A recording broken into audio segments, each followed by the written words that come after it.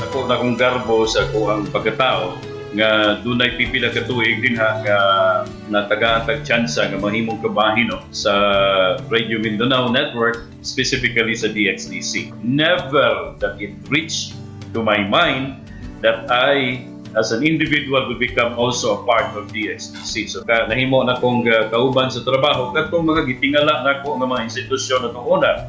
Dako na mong garbo nga ang DXDC na padayon pagyapon og 62 years na siya.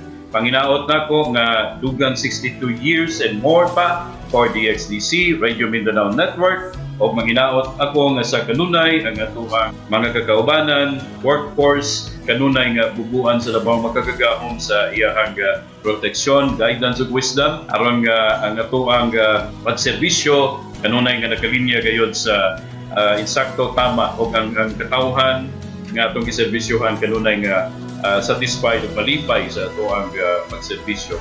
And it's an honor really and a privilege to be a part of the Radio Mindanao Network. Kung unsa man ko karon, ako kayong kabahin ang DXDC Radio Mindanao Network sa ako ang itadlas nga dalan diha sa pagtunol og serbisyo publiko usab sa atong katawhan pinaagi sa natad sa edukasyon. Daghang salamat, congratulations, happy 62nd anniversary DXDC Radio Mindanao Network.